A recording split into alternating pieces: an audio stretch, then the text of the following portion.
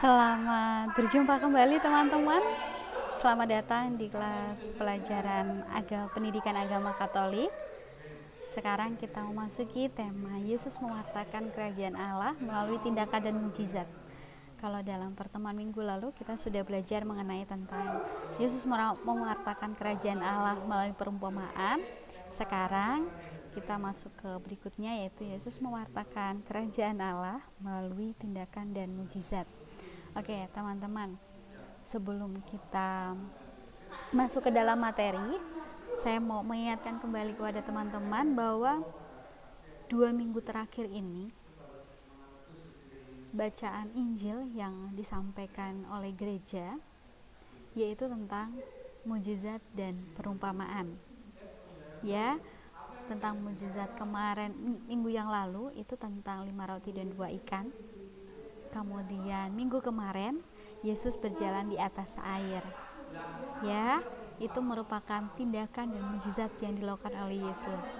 Kalau teman-teman cermati, maka materi kita tidak jauh-jauh dari bacaan 2 minggu terakhir ini.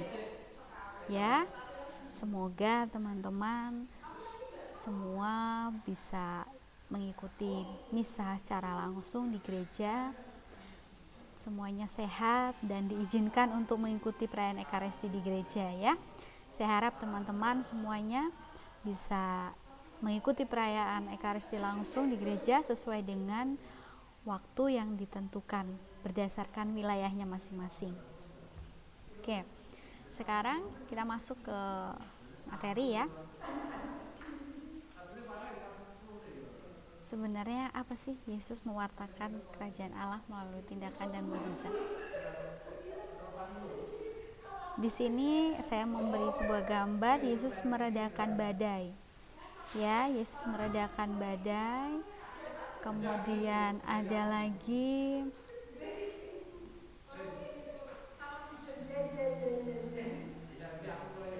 Yesus membangkitkan orang mati. Yesus meredakan badai itu tadi suatu tindakan langsung yang dilakukan oleh Tuhan Yesus untuk mewartakan kerajaan Allah. Dia mau menyampaikan bahwa melalui diri Yesus orang-orang bisa percaya, orang-orang bisa selamat. Ya, kemudian berikutnya mujizat. Yesus membangkitkan orang mati. Mana ada sesama manusia membangkitkan orang yang sudah meninggal. Karena Yesus itu mempunyai banyak sekali kemampuan, karena ia sendiri putra tunggal Allah yang diutus untuk turun ke dunia, maka dia juga diberikan kemampuan untuk membangkitkan orang mati. Kemudian ada apa lagi? Kita lihat ya. Yesus memecah roti. Ya, ini bacaan persis bacaan minggu lalu, 5 roti dan 2 ikan. Jadi 5 roti dan 2 ikan kemudian dibagi untuk ribuan orang yang saat itu sedang mendengarkan Yesus bersabda, Yesus bercerita. Kemudian ada lagi, sudah. Oke teman-teman, sekarang coba teman-teman ambil sikap hening barangkali 5 detik, 10 detik. Apa yang teman-teman rasakan setelah melihat gambar tersebut ya? Dari Yesus meredakan badai, Yesus membangkitkan orang mati, kemudian Yesus yang terakhir tadi Yesus memecah roti. Apa yang teman-teman rasakan? Dan menurut teman-teman, apa makna mujizat Yesus tersebut? Makna mujizat Yesus tersebut, seandainya sekarang Yesus hadir di tengah kita, kemudian ia melakukan mujizat, ia melakukan tindakannya yang di luar dugaan kita, yang membuat kita itu semakin yakin dan percaya akan keimanan kita pada Tuhan Yesus. Silakan teman-teman renungkan, teman-teman bayangkan saat ini Tuhan Yesus hadir. Apa yang teman-teman rasakan? Senang, sedih, bersyukur, bahagia, atau lain sebagainya. Oke, berikutnya kita mau belajar untuk memahami kehadiran Yesus sebagai tanda kehadiran Allah, ya. Kehadiran Yesus ketika Yesus membangkitkan seorang anak, ya, anak seorang janda di Nain. Yesus meredakan angin ribut, Yesus mengusir roh jahat. Kemudian dari ketiga perikop tadi, setelah ini teman-teman sebelum menjawab ini, ya, sebelum teman-teman menjawab ini, kita balik lagi ke sini. Silahkan teman-teman baca satu persatu. Oke, silahkan baca satu persatu dari Lukas 7 ayat 11 sampai 17 atau Matius 8 23 sampai 27, kemudian Markus 1 21 sampai 28. Silahkan teman-teman baca semua dari ketiganya. Oke, setelah teman-teman baca, kemudian silahkan baru teman-teman menyimak untuk pertanyaan berikutnya. Yang pertama, apa yang mengesankan dari perikop tersebut? Kemudian yang kedua, makna mukjizat yang dilakukan oleh Yesus itu apa? Oke. Dan yang ketiga, berilah contoh dari perikop kitab suci lainnya tentang mukjizat Yesus yang lainnya. Jadi silakan teman-teman cari satu perikop tentang mukjizat Yesus di luar ketiga yang tadi. Oke, di luar ketiga yang tadi. Dan yang keempat tentunya pelajaran apa yang bisa kita petik dari peristiwa tersebut bagi hidup kita sehari-hari. Ya. Setelah ini nanti tugasnya silakan dikumpulkan melalui Google Classroom.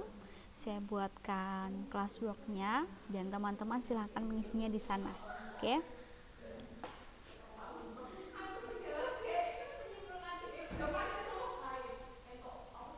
Oke, teman-teman.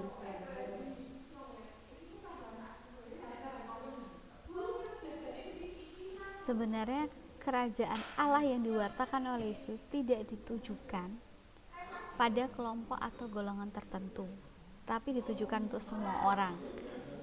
Ya, ditunjukkan bahwa Yesus merangkul semua kalangan, baik itu pemungut cukai, baik itu orang-orang ahli Farisi, kemudian pezina, semua orang yang di masa itu dipandangnya hina, dia mau bersosialisasi, mau berteman dengan mereka.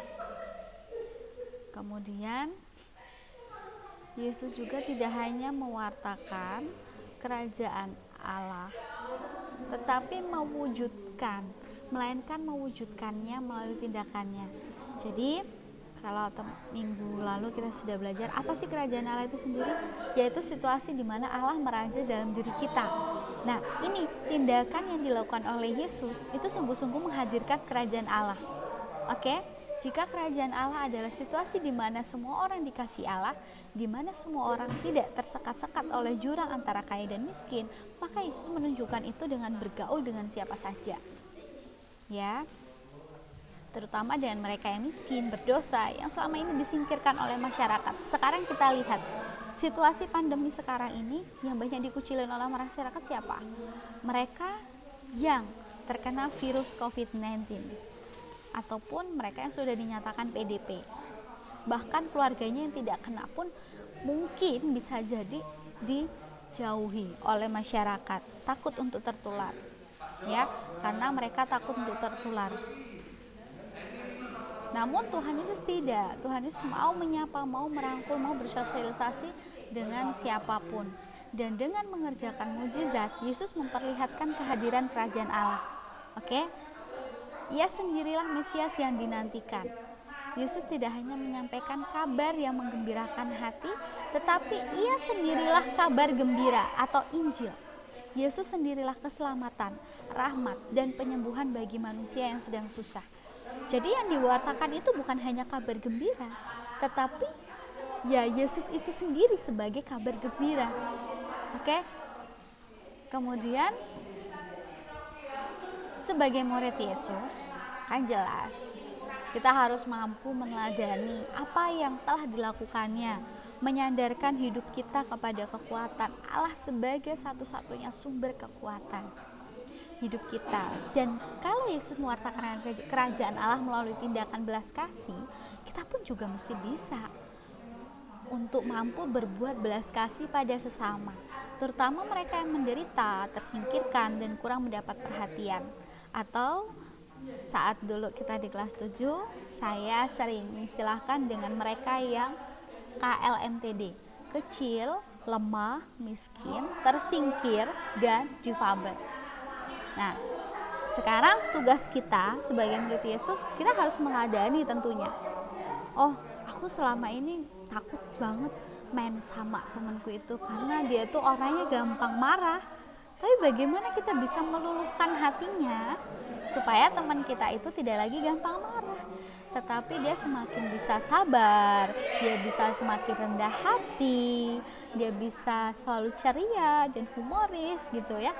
Oke, jadi teman-teman, materi kita untuk minggu ini yang pertama tadi melalui Yesus mewartakan kerajaan Allah melalui tindakan dan mujizat, ya. Dan apa yang diwartakan yaitu Yesus sendiri. Yesus bukan hanya jadi apa tadi? Yesus bukan hanya mewartakan kerajaan Allah, tetapi Yesus sendirilah kabar gembira tersebut. Ya. Oke, teman-teman.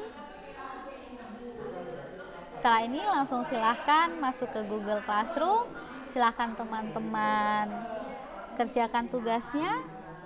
Dan jangan lupa untuk terus berdoa supaya pandemi ini segera berakhir sehingga kita boleh bertemu secara langsung untuk belajar bersama. Kalau ada pertanyaan silahkan disampaikan melalui Google Classroom ataupun WA Group.